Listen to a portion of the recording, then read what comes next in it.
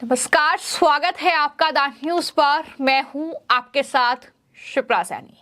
लोकसभा चुनाव में टिकट पाने के लिए नेताओं की जोर आजमाइश चल रही है।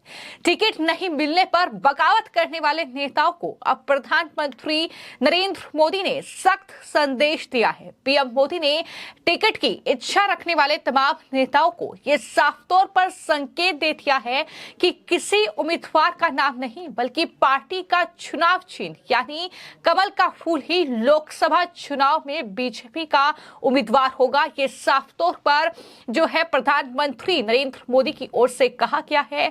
हमने कई बार देखा है कि जब चुनाव आते हैं तो कई नेता पार्टी से बगावत कर जाते हैं, ये कहते हुए कि उन्हें टिकट नहीं मिला और पार्टी के खिलाफ वो बयानबाजी करने लगते हैं। लेकिन इन सब चीजों को देखते हुए अब प्रधानमंत्री नरेंद्र मोदी ने बीजेपी के राष्ट्रीय अधिवेशन में ये तमाम बातें कही हैं। साफ तौर पर उन नेताओं को जवाब दिया है कि किस तरीके से जो दोबारा टिकट की इच्छा रख रहे हैं, टिकट मांग रहे हैं, उनको कहा है कि किसी उम्मीदवार का नाम नहीं बल्कि पार्टी का चुनाव चिन्ह यानी कमल का फूल ही लोकसभा में बीजेपी का उम्मीदवार होगा। पीएम ने साफ तौर पर कहा कि सबको मिलकर यही प्रयास करना है कि जीत जो है वो कमल की हो यानी पार्टी के चुनाव चिन्ह की हो, जीत पार्टी की हो, चाहे टिकट किसी को भी मिले। ये साफ तौर पर पीएम मोदी ने कहा है। और पीएम मोदी के इस बयान पर राजनीतिक जानकारों का यही मानना है कि पीएम मोदी ने दोबारा टिकट की इच्छा रखने वालों को यह साफ और सख्त तौर पर संदेश दे दिया है कि अगर उनका टिकट कट भी जाए तो उन्हें नए प्रत्याशी की जीत के लिए पूरा प्रयास करना है। इतना ही नहीं, मैं आपको यह भी जानकारी दे दूं कि लोकसभा चुनाव से पहले बीजेपी ने बूथ कार्यकर्ताओं से मीटिंग की है। तमाम नेता जो हैं वो ग्रामीण स्तर तक भी पहुंचे हैं और वहां से हर एक जो संसदीय सीट है वहां से जो बीजेपी के सांसद है उनका पूरा ब्यौरा जो है वो लिया गया है कि आखिर कैसा कार्य उन्होंने किया है, जनता के मन में उनके लिए क्या भावनाएं हैं, ये तमाम ब्यौरा लिया गया है। जिसके बाद अब साफ तौर पर पीएम मोदी ने यह कहा है कि जो नेता दोबारा टिकट की इच्छा रख रहे हैं वो दरअसल ये ना सोचें कि उन्हें दोबारा टिकट मिलेगा। हो सकता है कि उनका टिकट कट जाए लेकिन उन्हें नए प्रत्याशी के लिए मेहनत करनी होगी और चुनाव चिन्ह के लिए पार्टी के मेहनत करनी होगी, जनता के बीच पहुंचना होगा और नए प्रत्याशी को जिताने के लिए काम करना होगा। साफ तौर पर पीएम मोदी ने कहा है। तो पार्टी नेताओं को यह बड़ा संकेत पीएम ने दिया है और कहा है कि कमल का फूल ही लोकसभा चुनाव में हमारा उम्मीदवार है। उन्होंने कहा कि सबको मिलकर यही कोशिश करनी है कि कमल की जीत ही सुनिश्चित हो। पीएम मोदी की इस बात के पीछे कई तरह के कयास जरूर लगाए जा रहे हैं कि किस तरीके से नए प्रत्याशी की जीत के लिए जो नेता हैं पार्टी में बाकी वो भी अपना पूरा योगदान दे। ये कहीं ना कहीं साफ तौर पर संकेत पीएम मोदी ने दिया है। चूंकि जो अधिवेशन 2 दिवस से हुआ है भारतीय जनता पार्टी का, उसमें लोकसभा चुनाव को ही टारगेट रखा गया है। तमाम बीजेपी के नेता, सांसद, विधायक जो है वो इस अधिवेशन में पहुंचे हैं और पीएम मोदी से लेकर तमाम मंत्री वहां पर नजर आए। उन्होंने कहा कि अकेले बीजेपी को 370 सीटों से ज्यादा का लक्ष्य उन्होंने रखा है। इसके अलावा एनडीए को 400 सीट के पार पहुंचाना है, ये भी पीएम मोदी ने इसी अधिवेशन में कहा है। और बीजेपी के महासचिव विनोद तावड़े ने ये जानकारी दी कि पीएम मोदी ने चुनाव के लिए प्रत्याशी का ऐलान किया है। उन्होंने कहा कि कमल का फूल ही सभी 543 सीटों के लिए हमारा प्रत्याशी है। उम्मीदवारों का चयन होता रहेगा लेकिन पार्टी के कार्यकर्ताओं को अगले 100 दिन तक कड़ी मेहनत करनी है। यानी पूरी रणनीति बीजेपी ने 2024 लोकसभा चुनाव को लेकर तैयार कर ली है। किस तरीके से किन राज्यों में कहां कौन सी वो सीटें हैं जहां पर मेहनत करनी है, जो सीटें कहीं ना कहीं बीजेपी ने पिछले लोकसभा चुनाव में गंवाई थी, उन पर कहीं ना कहीं फोकस जो है वो करने की कोशिश है। तो ये तमाम रणनीति एक तरीके से इस अधिवेशन में तैयार की गई है। लेकिन जो नेता टिकट की इच्छा रख रहे हैं उन्हें भी साफ तौर पर यह कहा है कि जो हमारा पार्टी का चुनाव चिन्ह है यानी कमल का फूल, वही हमारा प्रत्याशी है। ये तमाम नेताओं को याद रखना है।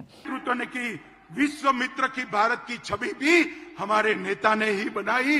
वैक्सीन के माध्यम से 100 से ज्यादा देशों के कोरोना काल में उन्होंने बढ़ा। मातृशक्ति को भगवान की तरह भक्ति से पूजा करने वाला नेतृत्व बहुत सालों बाद देश को मिला है। विधानसभा और संसद में 33% रिजर्वेशन नारी शक्ति वंदन अधिनियम से नरेंद्र मोदी जी ने लिया। और जाति की कल्पना जो सदियों से इस देश में थी, इसको समाप्त कर गरीब, युवा, महिला और किसान, ये 4 वर्ग को समाहित कर सात अर्थ में संविधान की स्पिरिट को मोदी जी ने नीचे उतारा है, नीचे तक उतारा है। मैं मोदी जी को जानता हूं। मोदी जी दीपक की लौ की तरह है, जो खुद जलकर अंधेरों को काटने का काम करते हैं। जिस तरह से दीपक की लौ कभी नीचे नहीं जा सकती, उस तरह से मोदी जी का काम और विचार भी ऊर्ध्व गति वाले हैं, वो कभी नीचे की ओर नहीं आ सकते। और मुझे विश्वास है कि मोदी जी के ये ऊर्ध्व गति वाली सोच, ऊर्ध्व गति वाली कर्मठता और ऊर्ध्व गति वाले परिश्रम से ही ये देश 2047 में महान भारत बनेगा, विकसित भारत बनेगा और पूरी दुनिया गौरव से देखती रहेगी भारत माता की जलहल होती हुई छवि को और सम्मान करेगी। एक और मैंडेट देश की जनता के सामने बड़ी विनम्रता के साथ मांगिए कि हमारा उद्देश्य केवल और केवल 140 करोड़ की जनता की सेवा करना है और देश को महान करना है, और वो केवल और केवल नरेंद्र मोदी जी कर सकते हैं और कोई नहीं सकता। मित्रों, इस प्रस्ताव को आप सभी लोग पूरे देश में लेकर घर घर जाएंगे, ऐसा मुझे विश्वास है। अंत में फिर से एक बार दोनों हाथ उठाकर प्रचंड आवाज के साथ भारत मां का जयकारा लगाएंगे। बोले भारत माता की, भारत माता की, भारत माता की।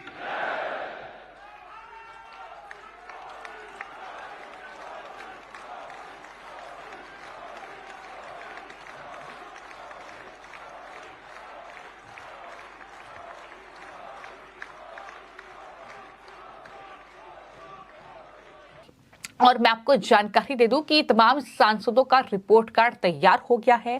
जो नेता पार्टी से इस बात को लेकर बगावत करते हैं कि उनका टिकट जो है वो कट गया है, उन्हें पार्टी ने टिकट नहीं दिया है, उन्होंने मेहनत की है, लेकिन इसके लिए एक रिपोर्ट कार्ड बनाया गया है जिसमें साफ तौर पर बीजेपी उन नेताओं की जुबान बंद करने के लिए उनका पूरा ब्यौरा जो है वो अपने पास रख रही है कि उन्होंने अपने संसदीय क्षेत्र में कुछ काम किया है या नहीं किया है, क्या फीडबैक जो है वो जनता ने उन्हें दिया है। तो कहीं ना कहीं ऐसे सांसदों का टिकट कट सकता है। दरअसल उनकी उम्र और साथ ही उनका क्या परफॉर्मेंस जो है उनकी संसदीय सीट पर रहा है और विवादों को भी आधार बनाया जा सकता है। 70 साल से ज्यादा उम्र के जो सांसद हैं उन्हें टिकट नहीं मिलेगा, ऐसा कहा जा रहा है। इसके अलावा अगर कोई सांसद विवादों में रहा है तो उसका टिकट कट सकता है। इसके अलावा अगर उसने अपनी संसदीय सीट पर काम नहीं किया है, अगर वो जनता के बीच नहीं पहुंचा है